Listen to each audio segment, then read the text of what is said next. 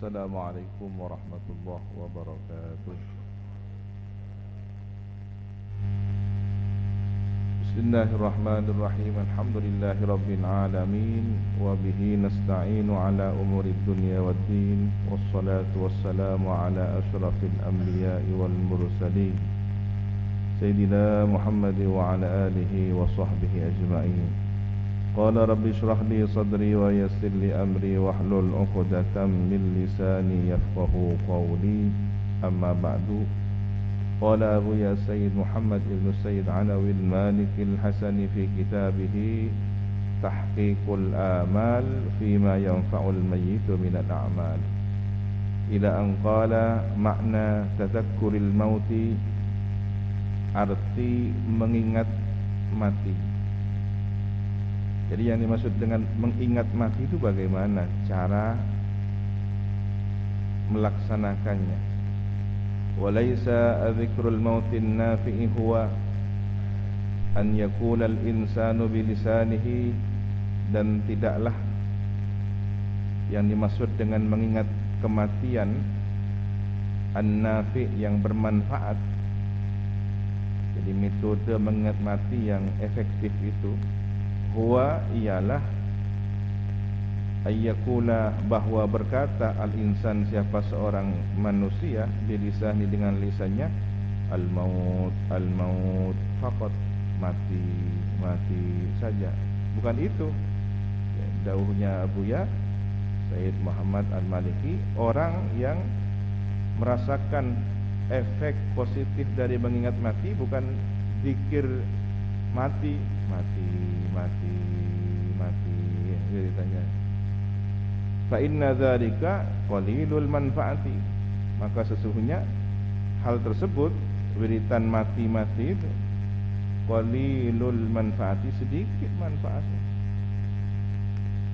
Wa in aktsara minhu, meskipun memperbanyak dari menyebut mati mati mati pemikah, tidak manfaat, sedikit manfaatnya.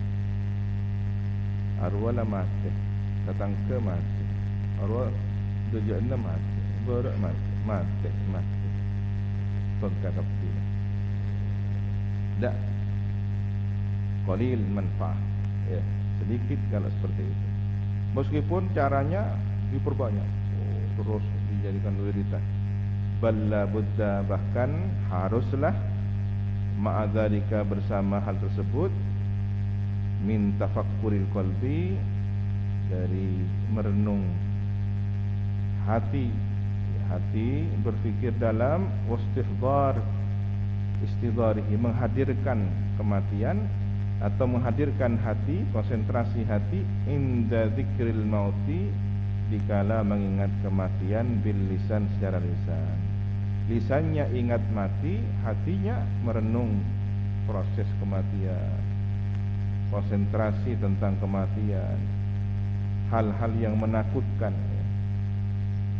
Kaifa yakunu haluhu indal maut, bagaimana ada kondisinya insan itu indal mauti, tatkala mati, wa ahwalihi, atau ahwaluhu, dan bagaimana kebingungannya, wa sakaratuhu, dan sakaratul mautnya, proses kematiannya, wa muayanatuhu, dan menyaksikannya langsung, proses dicabutnya nyawa, bukankah kita melihat? Maka tidak heran kalau ada orang mati, matanya itu bergerak mengikuti rohnya. Ketika rohnya seorang mukmin ditarik dari ubun-ubunnya, maka matanya akan melihat ke atas. Itulah kemudian dianjurkan orang yang mata sedang mendelik itu ditutup. Jadi antum jangan langsung buruk sangka, mati mendelik, coba mati, coba, belum tentu, karena dia sedang keheranan. Itu kan saya, tarik ke atas. Tapi kalau orang kafir, terserah malaikat, bebas sudah. Panuceng, kentang, montok, dan silahkan cross check, ya, orang-orang yang mati dalam kondisi buruk seperti apa. Banyak informasi yang menyampaikan ketika orang-orang yang tidak beriman itu mati, biasanya ditutup di kamarnya. Sudah, begitu sudah tidak bernyawa dilihat, ya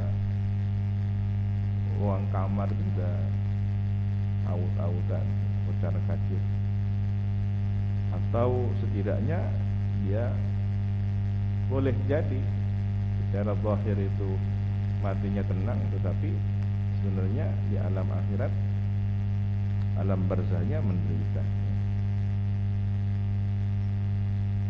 Ada orang bertanya, bagaimana katanya seorang kafir itu disiksa oleh malaikat di alam kuburnya, sementara ada seorang bos pemilik perusahaan rokok terkenal di Indonesia mati dan diletakkan di dalam peti kaca. Jadi keluarganya jika ingin melihat kondisi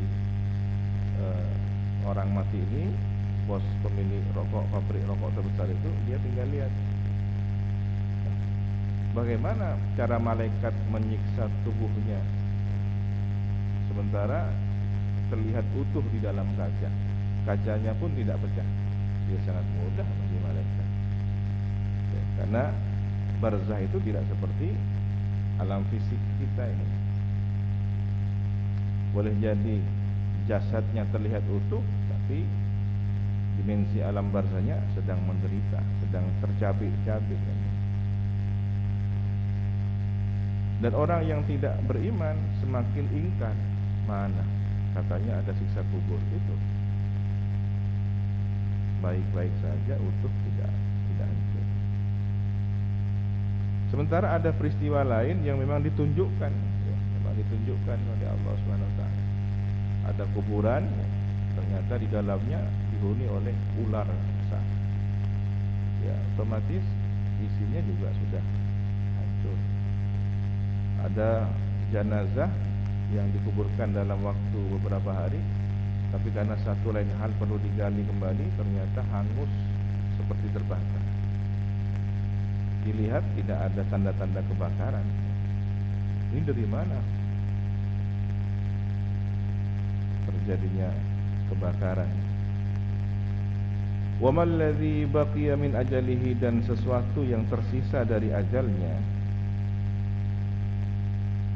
Jadi cara merenungkan kematian bagaimana? Renungkan sisa umurnya. Saya sekarang sudah sekian umurnya. Iya, kalau kemudian kematian saya seperti umat Sayyidina Muhammad SAW pada umumnya, antara 60 hingga 70 tahun. Tinggal dikalkulasi tentang umur kali siapa aruf. Wa bima yakhtimu lahu, dan dengan apa dia mengakhiri kematian. Apakah husnul khatimah atau su'ul khatimah? Karena dia melihat fenomena yang ada di saat seorang sedang berzina, persis pada saat berzina terjadilah kematian. Jadi mati dalam berzina. Ada juga ketika orang sedang menunjukkan kebiasaannya yang biasa di dunia gemerlap, ya, dugem, dunia malam, sedang mabuk, mati mabuk. Tetapi ada seorang khotib Jumat yang istiqomah memberikan sedekah sekedar permen sebelum Jumat, sekitar awal dikumandangkannya qiraah misalkan, kejadiannya di Turki. Si Imam Jami ini rutin istiqomah memberikan permen. Apa sih artinya permen? Kepada jamaah. Jadi sambil nunggu datangnya waktu salat dan belum masuk waktu utama, makan permen. Anak-anak kecil senang. Persis pada saat membagi-bagian permen, dia roboh dan meninggal. Ada yang juga di saat mengaji Al-Quran, ayatnya persis tentang surga. Dia mati, telunjuknya sedang menunjuk bacaannya, pas di shaf pertama tempat dia istiqomah menunggu sholat. Itu kan kematian yang dirindukan. Ada yang sedang sujud. Maka ini renungkan dengan cara apa dia mengakhiri kehidupannya. Wa kaifa kana halu man madha, dan bagaimana kondisi orang yang telah lalu min akronihi, dari kerabatnya. Si fulan mati, bagaimana ya, itu teman karib saya dulu. Ada yang baru tadi ngobrol, tahu-tahu siangnya dikabarkan sudah meninggal dunia. Sedetik yang lalu tiba-tiba persis di dekat kita meninggal dunia. Nah, ini menjadi cara untuk mengingat kematian. Wa ashabihi, dan sahabat-sahabatnya, inda al-maut, tatkala mati. Wa ila ayyi masirin saru, dan menuju tempat kembali manakah mereka akan kembali, apakah surga ataukah neraka. Wasbah dzalik, dan serupa hal tersebut, minal afkar, berupa pemikiran, wal adkar, renungan, an-nafi'ah, yang bermanfaat, lil qalbi, bagi hati, wal mu'aththirati fihi, dan berpengaruh pada hati, berefektif pada hati untuk mengingat kematian. Jadi penting metode zikrul maut. Dulu yang terkenal dengan metode zikrul maut ini almarhum Ustaz Muhammad Arifin Ilham, ya. Siapa lagi yang motivator tentang akhirat, tentang kematian, sehingga orang yang mendengarkan ceramahnya dia langsung menangis dan ingat kematian. Begitulah. Ada seorang di Turki, seorang mursyid thariqah atau orang ya, salikin, di akhir hayatnya sudah usia lanjut, ya, sudah pamit kepada keluarga akan menyambut kematiannya. Dia bikin menggali lubang seukuran tempat biasa orang dimakamkan, ya, liang lahat gitu. Kemudian dia letakkan semacam beberapa helai hambal atau karpet, ya. Dia tinggal di situ. Dia tinggal di situ, baca Quran di situ, di dalam lubang itu. Di antara salafus saleh ada yang menggali lubang di dalam rumahnya seukuran liang lahat. Setiap kali pada waktu tertentu dia masuk. Ini rumahku, ini tempat tinggalku, ini tujuanku selanjutnya, gitu. Dan di antara kiai-kiai ada yang seperti itu. Saya punya saudara di Madura. Waktu itu ya masih bisa jalan, sekarang sudah tidak bisa jalan, ya, di Pembaringan. Ya, semoga dijaga kesehatannya oleh beliau. Itu sudah berapa tahun, 11 tahun atau nyaris 20 tahun yang silam sebelum saya berangkat ke Mekah. Sowan kepada beliau, "Berelek ning gua Compon, saya pikir rumah yang akan dibangun udah di Compon." Ya, bayangan saya kan sedang membangun rumah dengan arsitektur tertentu untuk beliau, ya. Ternyata dibawa ke suatu tanah lapang. Di situ ada congkop, ada tempat biasanya orang mengaji. Mana rumahnya, saya pikir. Ini kan ada lubang liang lahat. Ini rumah masa depan saya. Jadi sudah mempersiapkan kuburannya sebelum beliau wafat. Ada di antara guru-guru kita sudah menunjuk, saya kalau mati tempatkan di tempat ini. Karena para nabi ketika wafat, maka di tempat terakhir beliau menghembuskan nafasnya, disitulah beliau dimakamkan. Ya, baginda Nabi Muhammad, ya, wafat di kediaman beliau, maka di tempat itu pula, di rumah Siti Aisyah yang sekarang menjadi, ya, wajah itu dharihahnya Rasulullah ini, berada di dalam kompleks Masjid Nabawi. Fata'ammal, Qala ba'du salaf, berkata sebagian salafus salih, undur, perhatikanlah, kulla syai'in, setiap sesuatu, tuhibbu an ya'tiyakal maut, yang senang engkau datang kepadamu al mautu, kematian. Silahkan renungkan kondisi terbaik yang engkau rindukan saat engkau mati. Saya ingin mati seperti ini, saya merindukan kematian seperti ini. Wa anta alaihi, sedangkan engkau dalam kondisi itu. Silahkan. Ini dawuhnya, ucapannya salafus saleh. Falzimhu, maka tetapkanlah, terus begitu, tetapkan. Saya ingin mati dalam baca Quran, saya ingin mati dalam baca Quran, terus ulang. Bahkan kalau perlu diceritakan kepada sahabat, kerabat, keluarganya. Kok terlalu mati nggak ruang, kok mati depan baca Quran. Cerita lagi. Kalau dia sudah punya keluarga, punya anak istri, kok terlalu mati nggak ruang, masih baca Quran. Sebutkan. Kalau yang ingin mati sholat, saya ingin wafat seperti si fulan itu, mati dalam sholat tahajud atau sedang sujud. Sampaikan itu dan teruskan, lazimkan. Wa kulla syai'in takrahu, dan setiap sesuatu yang engkau tidak suka, engkau benci kepadanya, an ya'tiyaka, datang padamu al mautu, kematian, wa anta alaihi, sedang kau dalam kondisi itu, kondisi yang tidak engkau sukai, fajtanib, maka hindarilah. Jadi kalau perlu ada ungkapan kata-kata, master kok tak mati ya, tepan ada kok maksiat, master kok tak mati ya, tepan berada dengan kenangan maksiat. Nah, itu disampaikan terus, jadikan doa, jadikan zikir. Naudzubillah, kalau kemudian saya mati seperti kasus yang itu, dalam informasi berita ada fulan mati begini, nah, disampaikan. Fata'ammal, maka renungkanlah, rahimakallah, semoga merahmatimu Allah Subhanahu wa taala, hadhil maqalah, pada ucapan ini.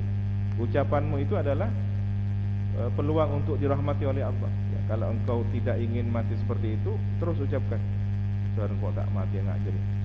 Ketika engkau ingin mati seperti itu, apa yang kau pilih, sebutkan, ulangi, semoga dikabulkan oleh Allah kan. Fa innaha 'azimatun naf'i, maka sesungguhnya makalah ini, ucapan semacam ini, 'azimatun naf'i, besar manfaatnya. Liman 'amila biha, bagi orang yang melakukan makalah ini, ucapan semacam ini. Wallahul muwaffiq, dan adapun Allah pemberi taufik, wal mu'inu, dan memberi pertolongan, la rabba ghairuh, tidak ada Tuhan selainnya. Wallahu subhanahu wa ta'ala a'lam bis-shawab. Rabbi zidni subhanakallahumma wa bihamdika, asyhadu an la ilaha illa anta, astaghfiruka wa atubu ilaik. Sallallahu ala sayyidina Muhammadin wa ala alihi wa sahbihi wasallam. Rabbil alamin. Hari ini insyaallah akan dibuka, di launching Puja Sera, tempat para tetangga berkhidmah membantu kebutuhan para santri, pangan ya, dan jajanan, niat untuk memberikan manfaat, berbagi rezeki dengan masyarakat tetangga pesantren. Doakan perekonomiannya, doakan rezekinya, karena mereka sudah berjerih payah membantu antum semua, memudahkan kebutuhan antum semua. Saya sampaikan kemarin, orang yang membantu persiapan kebutuhan para pencari ilmu, jika para pencari ilmu itu adalah sedang berjihad di jalan Allah, maka kalian, bapak ibu yang sedang berjualan, sedang berjihad juga, dapat pahalanya berjihad atau pahalanya orang yang mencari ilmu. Jika orang yang mencari ilmu didoakan oleh binatang, pepohonan, ikan di lautan, bahkan malaikat beristighfar, menurunkan sayapnya demi menghormat orang yang mencari ilmu. Demikian pula husnudzon kepada Allah, siapapun yang membantu orang mencari ilmu, seperti halnya mereka. Didoakan binatang, tumbuhan, ikan di laut, bahkan istighfarnya malaikat. Man jahaza wazian faqad waza. Siapa orang yang mempersiapkan perbekalan orang yang berperang, dia tidak punya senjata, diberi senjata. Dia tidak punya bekal biaya, diberi bekal biaya. Dia tidak punya baju perisai, baju besi, didanai, dan seterusnya. Meskipun orang yang menyumbangkan dana ini tidak ikut berperang, tercatat dia sebagai orang yang berperang di jalan Allah. Maka analoginya, jika para santri sedang berperang melawan kejahiliaan, kebodohan dirinya dengan senjata, tinta, pena, dan perisai berupa kertas, maka orang yang membantu para santri itu, baik kebutuhan makanan sehari-harinya maupun perbekalan lainnya, sama pahalanya dengan para santri. Ya, doakan para tetangga yang sedang berkhidmah pada antum semua. Mudah-mudahan mereka berkah hidupnya, ya, berkah keluarganya, berkah anak keturunannya, dan bisa bersinergi dengan pesantren, ya. Tidak merugikan pesantren, dan pesantren tidak merugikan masyarakat. Jadi harus dijaga oleh santri. Maka jangan sampai santri melanggar peraturan pesantren dengan melibatkan tetangga, ya. Pak, atur rokok, Pak. Nah, ini kan ngajari tetangga, memberikan fasilitas yang melanggar aturan pesantren. Jangan sama. Di belajar double ben. Di pondok sudah belajar korupsi kan, sudah belajar nepotisme, belajar kolusi, sudah belajar menyogok. Bagaimana nanti pulang ke masyarakat? Jangan sampai oknum santri merusak mentalnya para tetangga kita dengan melibatkan mereka dalam pelanggaran. Jangan. Saya tidak ridha. Wallahu subhanahu wa ta'ala a'lam bishawab. Assalamualaikum warahmatullahi wabarakatuh. Tawakkalu 'ala Allah.